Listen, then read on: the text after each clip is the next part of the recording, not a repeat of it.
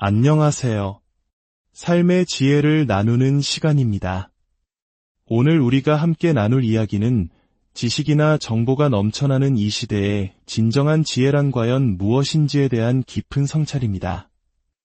이 메시지가 여러분의 마음에 울림을 준다면 주변의 소중한 분들과 함께 나누어 주님의 은혜를 전하는 통로가 되어주시길 바랍니다. 또한 지혜의 말씀을 계속해서 함께 나누기 원하신다면 구독을 통해 이 여정에 동참해 주십시오.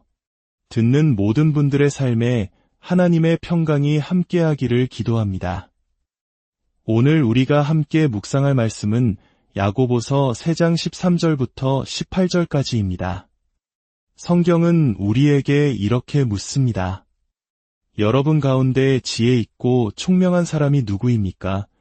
우리는 살면서 참으로 똑똑한 사람들을 많이 만납니다.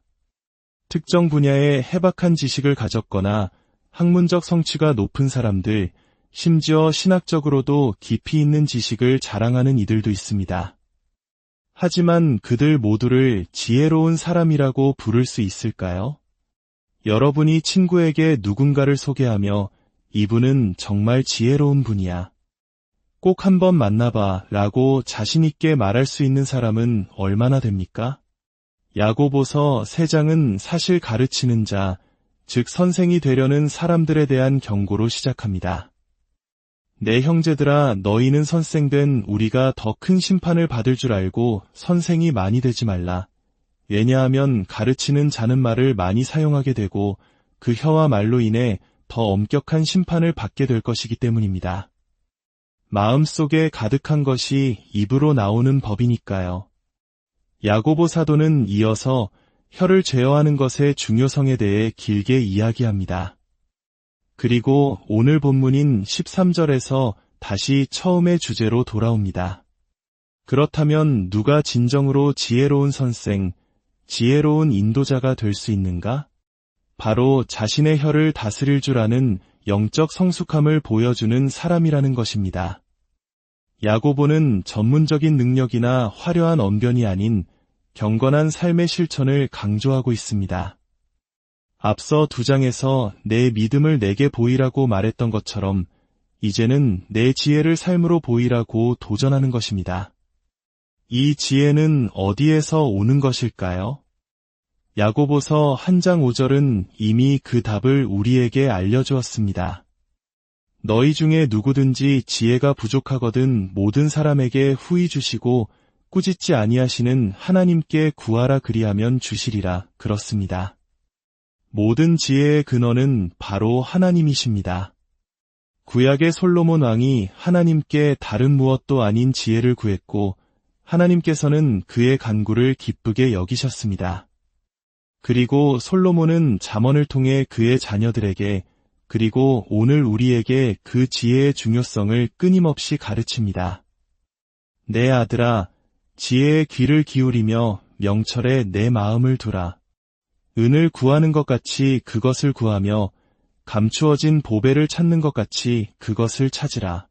그리하면 여호와 경외하기를 깨달으며 하나님을 알게 되리니 대저 여호와는 지혜를 주시며 지식과 명철을 그 입에서 내심이니라. 여호와를 경외하는 것이 지혜의 근본이라는 이 진리는 야고보서 3장의 모든 가르침의 기초가 됩니다. 하지만 잠시 멈추어 우리가 살고 있는 시대를 돌아볼 필요가 있습니다. 근대에 들어 서구 사회는 계몽주의 시대라는 거대한 변화를 겪었습니다. 이 시기에 인간의 이성이 신의 계시보다 우위에 놓이게 되면서 하나님은 점차 우리 삶의 중심에서 밀려나고 그 자리를 인간이 차지하게 되었습니다. 이러한 변화를 극명하게 보여주는 예가 있습니다. 미국 최고의 명문대학 중 하나인 하버드 대학교의 이야기입니다. 1642년 하버드 대학교가 학생들에게 배포한 안내서에는 이런 문구가 적혀 있었습니다. 모든 학생은 삶과 학문의 주된 목적이 하나님과 영생을 주시는 예수 그리스도를 아는 것임을 분명히 배우고 깊이 명심해야 한다. 그러므로 그리스도를 모든 건전한 지식과 학문의 유일한 기초로 삼아야 한다. 이것이 17세기 하버드 대학교의 정신이었습니다. 하버드 대학교의 문장 중앙에는 진리를 뜻하는 라틴어 베리타스가 새겨져 있습니다. 하지만 원래의 문장은 그저 진리가 아니었습니다. 크리스토 에트 에클레시아를 위한 진리, 즉 그리스도와 교회를 위한 진리였습니다. 그러나 계몽주의 시대를 거치면서 그리스도와 교회는 사라지고 텅 빈 진리라는 단어만 남게 된 것입니다. 하나님의 계시, 즉 지혜의 근원이 옆으로 밀려나자 그 자리를 과학적 합리주의가 차지했습니다. 아이러니컬하게도 초기 과학자들의 대부분은 하나님이 이 우주를 창조하셨다는 신앙적 토대 위에서 연구를 시작했지만 세상은 점차 그 근원을 잊어버렸습니다. 그 결과는 무엇이었을까요? 우리는 목적을 상실하고 이기에 처한 세대들을 마주하게 되었습니다. 오늘날 수많은 젊은이들이 왜 방황하고 있습니까? 그들의 삶에는 감정적으로, 지성적으로, 그리고 영적으로 기댈 수 있는 견고한 토대가 없기 때문입니다. 그들은 우리가 아무런 이유 없이 태어났고 우연에 의해 살아가며 죽으면 망각 속으로 사라질 존재라는 공허한 사상에 물들어 있습니다. 이러한 허무주의는 우리 문화 곳곳에 스며들어 있습니다. 아무 일도 일어나지 않고 아무도 오지 않으며 아무런 의미도 없는 연극, 궁극적인 의미가 부재하는 세상에서 일어나는 우스꽝스러운 상황들을 다룬 시트콤. 한때 세상을 풍미했던 노래들은 이렇게 절규합니다. 제발 우리가 배운 것이 무엇인지 말해주세요. 내가 누구인지 말해주세요. 또 다른 노래는 이렇게 을조립니다. 그는 아무데도 속하지 않은 남자, 아무데도 아닌 땅에서 살며 아무를 위한 것도 아닌 계획을 세우네. 이 모든 것은 하나님을 거부한 인간이 마주하게 된 마지막 열매, 바로 허무함입니다. 셰익스피어의 비극처럼 배우가 무대 위에서 잠시 소리치며 안달하다가 이내 사라져버리는 백치가 짓거리는 시끄럽고 분노에 찬 이야기, 그러나 아무 의미도 없는 이야기와 같습니다. 자, 이제 다시 본문으로 돌아와 야고보가 제시하는 두 가지 지혜의 대조를 살펴봅시다. 첫째는 지혜의 온유함과 시기와 다툼의 대조입니다. 온유하다는 말은 오늘날 자주 쓰이지도 않고 약하다는 의미로 오해받기 쉽습니다. 그러나 성경에서 말하는 온유함은 결코 약함이 아닙니다. 야고보서 1장에서 너희 영혼을 능히 구원할 바 마음에 심어진 말씀을 온유함으로 받으라고 했습니다. 분노와 더러운 마음으로는 하나님의 말씀이 주는 유익을 얻을 수 없습니다. 오직 온유한 마음밭에 말씀이 심길 때 열매를 맺습니다. 온유함은 그리스도인의 제복과도 같습니다.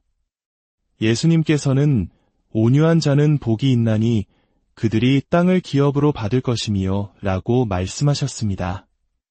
민수기에서는 모세를 가리켜 그 온유함이 지면의 모든 사람보다 더하더라고 기록합니다. 온유한 사람은 어떤 사람일까요? 다가가기 쉬운 사람입니다. 자신이 지혜롭다는 이유로 다른 사람을 어리석게 만들거나 무시하지 않는 사람입니다. 그는 자신을 낮추고 다른 사람을 너그럽게 대합니다. 모세는 과거에 사람을 죽이고 도망쳤던 사람이었지만 하나님을 만난 후에는 수많은 백성들이 그에게 나아와 조언을 구하는 온유한 지도자가 되었습니다. 무엇보다도 우리 주 예수님께서 친히 말씀하셨습니다. 나는 마음이 온유하고 겸손하니 나의 멍에를 메고 내게 배우라 그리하면 너희 마음이 쉼을 얻으리니. 세상의 무거운 짐에 지친 우리에게 진정한 쉼을 주시는 예수님의 성품, 그것이 바로 온유함입니다. 온유한 사람은 하나님을 높이 보고 자신에 대해서는 냉철하게 평가하며 다른 사람에 대해서는 관대한 시각을 가집니다. 그의 마음은 하나님의 말씀에 복종하고 모든 것을 주관하시는 하나님의 손길 아래 살아갑니다. 이와 정반대에 있는 것이 바로 독한 시기와 이기적인 야망입니다. 교만, 경쟁심, 남보다 앞서려는 마음, 하나님께서 다른 사람에게 주신 은사를 질투하는 마음. 이런 마음은 공동체를 파괴하고 개인을 불행하게 만듭니다. 둘째는 세상적 지혜와 하늘로부터 오는 지혜의 대조입니다. 마음속에 시기와 다툼이 있다면 그것은 위로부터 내려온 지혜가 아니라고 야고보는 단언합니다. 그것은 땅의 것이요, 정욕의 것이요, 마귀적인 것입니다. 땅의 지혜, 즉 세상적 지혜는 하나님 없이 이 세상의 수수께끼를 풀려는 시도와 같습니다. 전도서의 저자가 해 아래에서 인생의 의미를 찾으려 애썼던 것처럼 오직 인간의 경험과 이성에만 의존하는 지혜입니다. 이것은 영적이지 않습니다. 예언자는 말했습니다. 지혜로운 자는 그의 지혜를 자랑하지 말라. 용사는 그의 용맹을 자랑하지 말라. 부자는 그의 부함을 자랑하지 말라. 자랑하는 자는 이것으로 자랑할지니 곧 명철하여 나를 아는 것과 여호와는 사랑과 정의와 공의를 땅에 행하는 자인 줄 깨닫는 것이라. 세상 사람은 하나님의 영적인 일을 어리석게 여깁니다. 더 나아가 야고보는 이 세상적 지혜가 마귀적이라고까지 말합니다. 우리의 싸움은 혈과 육을 상대하는 것이 아니라 하늘에 있는 악한 영들을 상대하는 것이라는 바울의 말처럼 이 세상의 지혜는 악한 영적 세력에 뿌리를 두고 있다는 것입니다. 그렇다면 위로부터, 하늘로부터 오는 지혜는 어떤 모습일까요? 첫째, 성결합니다. 두 마음을 품지 않는 순수함입니다. 도덕적으로, 지성적으로, 영적으로 온전함을 의미합니다. 외할 것을 예하고 아니오할 것을 아니오하는 정직함입니다. 둘째, 화평합니다. 논쟁을 즐기기보다 평화를 만들어냅니다. 진리를 위해 싸우되 다툼을 위한 다툼을 하지 않습니다. 셋째, 관용하고 양순합니다. 다른 사람에게 너그럽고 이치에 맞는 말에 귀를 기울일 줄 압니다. 고집스럽지 않고 설득될 줄 아는 유연함이 있습니다. 넷째, 긍휼과 선한 열매가 가득합니다. 자비로운 마음으로 가득 차 있습니다.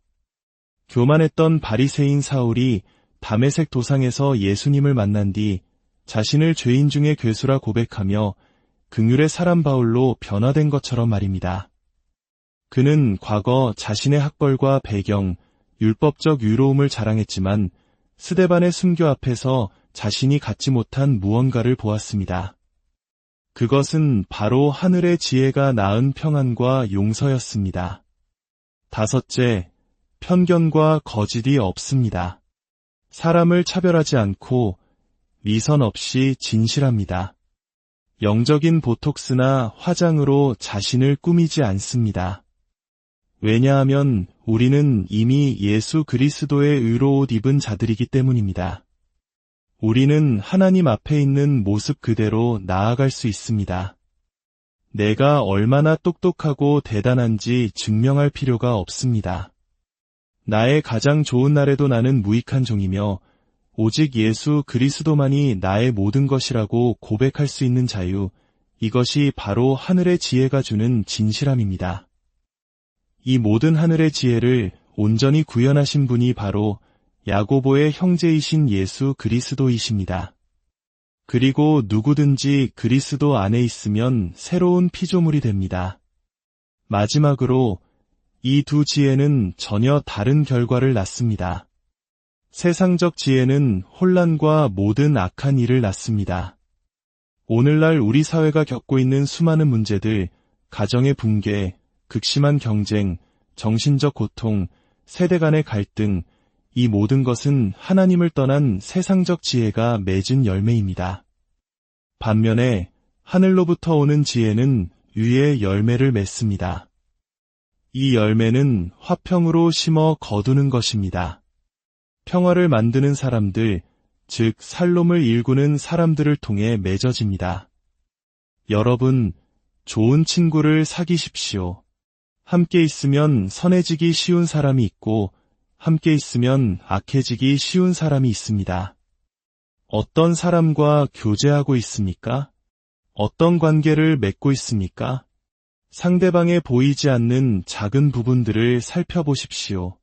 그가 약한 자를 어떻게 대하는지, 보이지 않는 곳에서 어떻게 행동하는지 살펴보십시오. 그것이 바로 지혜입니다. 하나님의 지혜 안에서 세상은 스스로의 지혜로 하나님을 알지 못했습니다. 그래서 하나님께서는 어리석어 보이는 십자가의 복음을 통해 믿는 자들을 구원하기를 기뻐하셨습니다. 우리가 믿는 이 진리는 세상 사람들에게는 어리석게 보일지 모릅니다. 때로는 우리 자신에게도 내가 왜 이것을 믿고 있는가? 라는 질문이 들 때가 있을 것입니다. 그러나 기억하십시오. 여러분 앞에는 아직 펼쳐지지 않은 수많은 날들이 있습니다. 이 혼란하고 분열된 세상 속에서 하늘의 지혜를 붙들고 믿음의 경주를 해나갈 기회가 있습니다. 경제적으로, 인종적으로, 이념적으로 갈라진 이 세상의 깊은 갈망에 대한 유일한 해답은 바로 주 예수 그리스도의 지혜 안에 있습니다. 왜냐하면 그리스도 자신이 바로 하나님의 지혜요, 하나님의 능력이시기 때문입니다. 이제 기도하겠습니다. 하나님 아버지, 우리 손에 성경을 들려주시니 감사합니다. 오늘 들은 말씀을 통해 우리 자신을 돌아보게 하시니 감사합니다. 우리가 홀로 캠퍼스를 거닐 때, 혼자 차를 운전할 때, 미래를 고민하며 힘들어할 때, 슬프고 외롭고 절망스러울 때, 주 예수 그리스도께서 우리의 모든 필요보다 더 크신 분임을 발견하게 하옵소서.